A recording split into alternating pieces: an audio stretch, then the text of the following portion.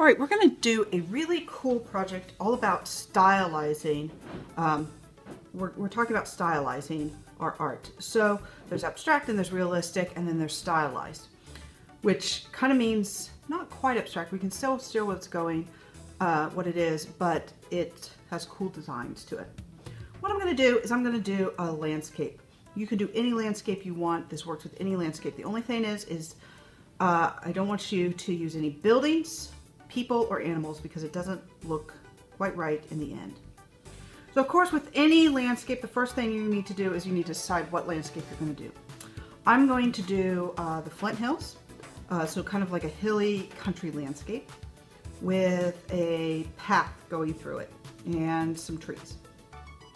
So the first thing you're of course going to have to do is make sure or determine where your horizon line is. So my horizon line is going to be up here, but it's going to be hills. So it's going to be a hilly landscape. I'm going to have some hills here. All right, so I've got 3 nice hills there. And like I said, I was going to have a path. So things that are far, far away are further up on the page. And itty bitty. I'm going to start, the path is going to start really little, and then it's going to come around and go down this hill, come up this front hill, and over it. So starting really small and just kind of getting bigger and bigger. Up and over it. And then see how I have a little bit of distance between this side and that side. That's to show that the path or the road went over this hill. Because we're showing that things that get closer to us get bigger. And you can make this a road if you'd like. Just make sure that the dividing lines get bigger as they get further down on the page. Then I'm going to add just a couple of trees. Remember, again, in the foreground, things are going to get bigger. And in the background, they're going to get much smaller. And in the middle ground, they're going to be medium size.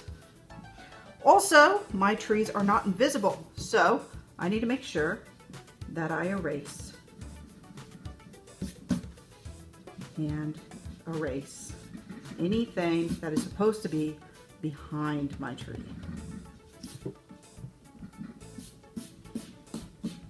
All right, this is a very simple background or a very simple landscape, and you can see other landscapes or my lesson on landscapes and all the different kinds of landscapes in one of my other videos. After you have the basics here, you're going to outline in a Sharpie. So, and maybe I'll just add some clouds. I want to add some very natural Midwestern clouds here. Big clouds, big weird looking clouds. There we go. And I think that's what I'm going to do. All right, so I've got some Flint Hills, some rolling hills in the countryside. Now what I'm going to do is I'm going to just outline this in Sharpie. All right, I'll fast forward during that. So now that I've penciled it in, we're going to take a Sharpie and you're going to go over all of your pencil lines with Sharpie. Now we're just going over the outlines with Sharpie. We only had to draw the outlines with pencil. We're also just going to go straight into making our unity lines with Sharpie. So we don't need any more pencil after making the outline of our landscape.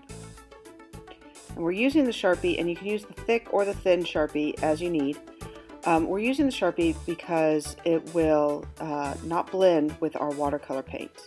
And then you just go straight into making those unity lines. So for each space, it's going to be a similar line. So for all the hills, it's the zigzag line.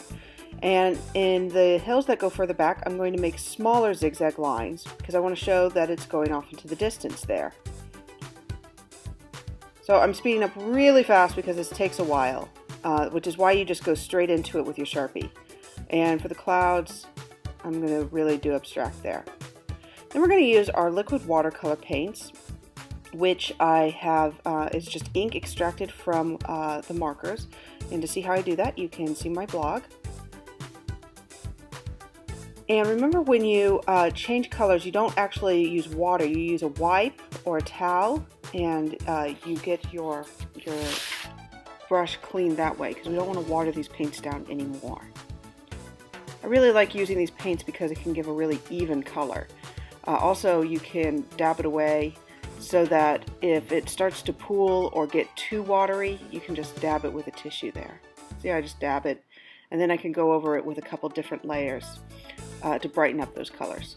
Also, you can mix your colors. So I want a different green for the tops of my trees, so I put some green and some yellow together to make a yellow-green.